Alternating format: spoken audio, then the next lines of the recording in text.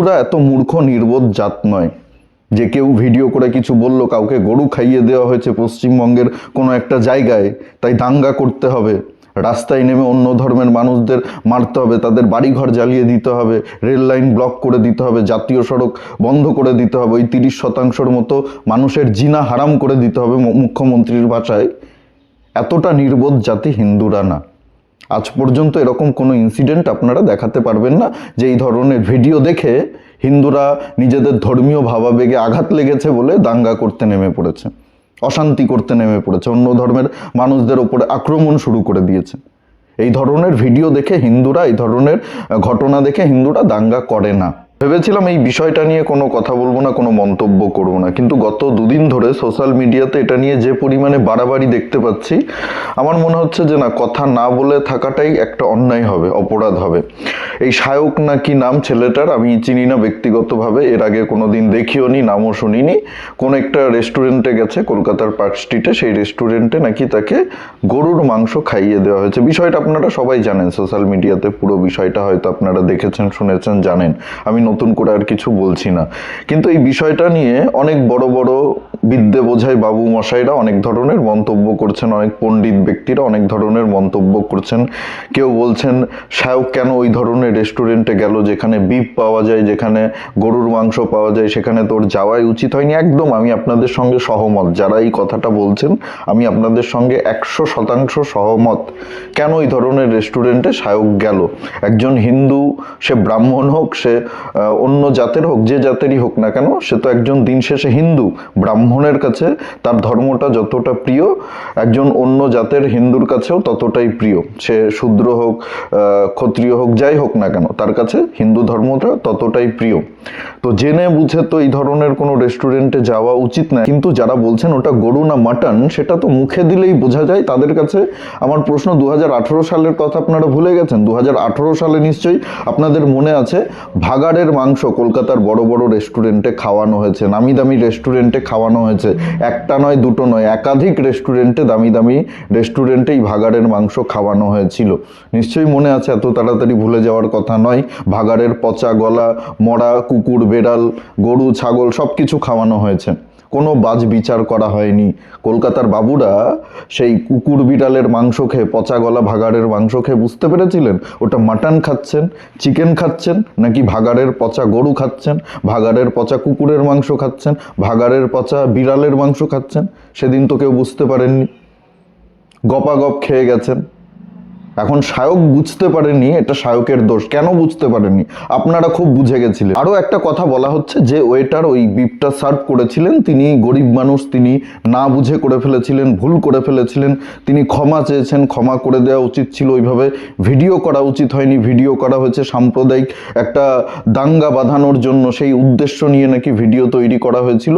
আমি বলতে চাই, এই ভিডিও দেখে কজন সাম্প্রদায়িক দাঙ্গা শুরু করেছে?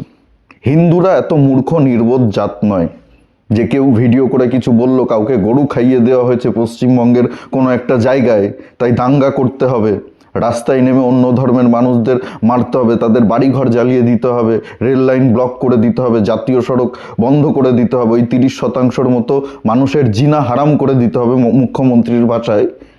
এতটা নির্বোধ জাতি হিন্দুরা না।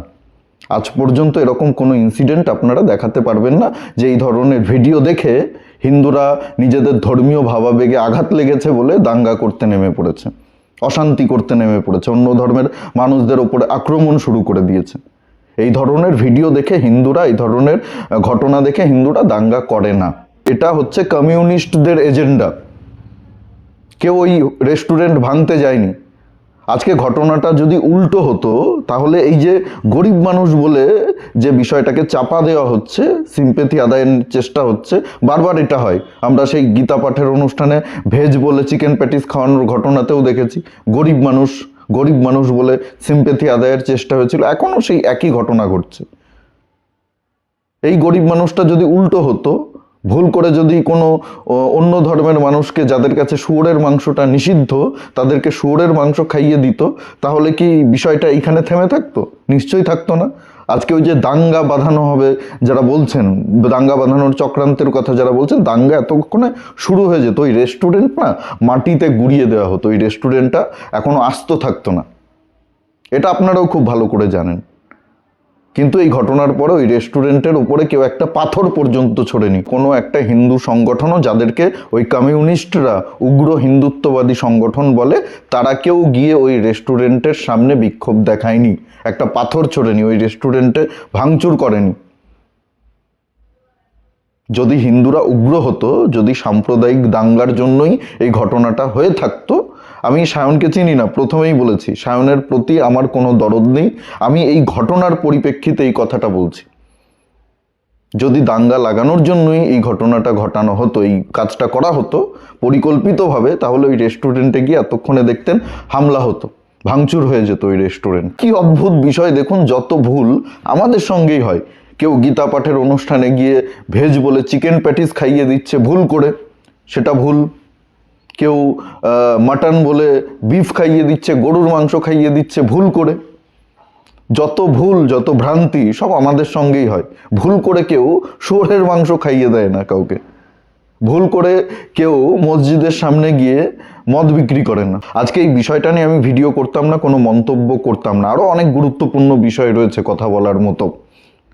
কিন্তু যে পরিমাণে গত দুদিন ধরে দেখছি এই ঘটনার পর থেকে সোশ্যাল মিডিয়াতে বাড়াবাড়ি শুরু হয়েছে, এটাকে নিয়ে একটা এজেন্ডা তৈরি করা হচ্ছে, সেটা একেবারেই সঠিক নয়, একেবারেই সঠিক নয়। সায়ক কেন ওই রেস্টুরেন্টে গেছিল সেটা নিয়ে প্রশ্ন থাকতেই পারে, সেটা নিয়ে আপনারা যত ইচ্ছা প্রশ্ন করুন, যত ইচ্ছা সমালোচনা করুন, আমিও করছি। কেন গেল? হিন্দু হয়ে ওই ধরনের রেস্টুরেন্টে কেন যাবে যেখানে গরুর মাংস বিক্রি হচ্ছে?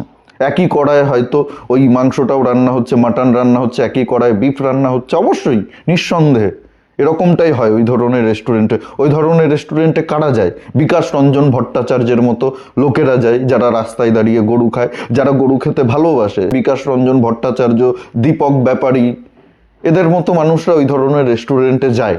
সেখানে সায়কের যাওয়া একেবারেই উচিত হয়নি। এটা নিয়ে অবশ্যই প্রশ্ন হতে পারে, এটা নিয়ে অবশ্যই সমালোচনা হতে পারে, যত ইচ্ছা সমালোচনা করুন। কিন্তু কেন মুখে দিয়েই বুঝতে পারলো না ওটা গরুর মাংস ছিল? গরিব মানুষ ভুল করে ফেলেছে, এটা নিয়ে বাড়াবাড়ি করা উচিত হয়নি। ভিডিও করেছে বলে সাম্প্রদায়িক দাঙ্গা বাঁধানোর চক্রান্ত, এইসব ন্যারেটিভ যারা তৈরি করছেন, এগুলো করবেন না, এগুলো করে কোনো লাভ নেই। মানুষ সবটাই বোঝে। হিন্দুরা এত নির্বোধ মূর্খ জাতি না। এই ধরনের ঘটনা দেখে ওই লুঙ্গি পরে রাস্তা ব্লক করে দেবে, জাতীয় সড়ক আটকে দেবে। কেন গরুর মাংস খাওয়ানো হয়েছে একজন হিন্দুকে, এর জবাব চাই। রেল লাইনের উপরে পাথর ফেলে, লোহার পাত ফেলে ব্লক করে দেবে, দাঙ্গা শুরু করে দেবে। ওই যেভাবে হরগোবিন্দ দাস, চন্দন দাসদের হত্যা করা হয়েছিল, সেভাবে কোনো শামসুর রহমানকে হত্যা করা হবে। এই ধরনের কাজকর্ম হিন্দুরা করে না। তাই বলে এই বিষয়টা নিয়ে সোশ্যাল মিডিয়াতে কথা বলা যাবে না, এটার প্রতিবাদ করা যাবে না, বিষয়টাকে চেপে দিতে হবে যাতে ভবিষ্যতে আরও এই ধরনের ভুল হয়, আরও হিন্দুর ছেলেকে বিফ খাইয়ে দেওয়া হয়। খাইয়েছে তো বিফ, এটা তো অস্বীকার করার কোনো জায়গা নেই যে বিফ খাইয়েছে, গরুর মাংস খাইয়েছে। ও এটা সেটা নিজের মুখে স্বীকার করছে যে ভুল হয়ে গেছে।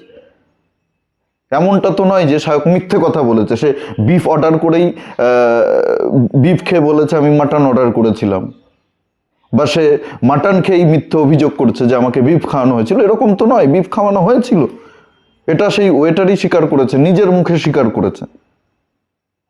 যদি সমালোচনা করতে হয় সবগুলো দিক নিয়েই করুন, পুরো বিষয়টাকে ডিফেন্ড করার জন্য, সেকুলার সাজার জন্য এই নোংরামিগুলো দয়া করে করবেন না, এটাই আমার অনুরোধ। এই বিষয়ে আপনাদের কি মতামত অবশ্যই কমেন্টে জানাতে ভুলবেন না। আর ভিডিওটি ভালো লাগলে প্রচুর পরিমাণে শেয়ার করুন, সকলের কাছে পৌঁছে দিন, লাইক করুন। আর আমাদের চ্যানেলে নতুন হলে চ্যানেলটি অবশ্যই সাবস্ক্রাইব করে পাশে থাকুন, পাশের বেল আইকনটি প্রেস করে দিন। আমাদের প্রতিটি ভিডিওর নোটিফিকেশন আপনাদের কাছে সবার আগে পৌঁছে যাবে। সবাই খুব ভালো থাকুন, সুস্থ থাকুন, আশেপাশে সবার খেয়াল রাখুন। জয় হিন্দ, বন্দে মাতরম, ভারত মাতা কি জয়।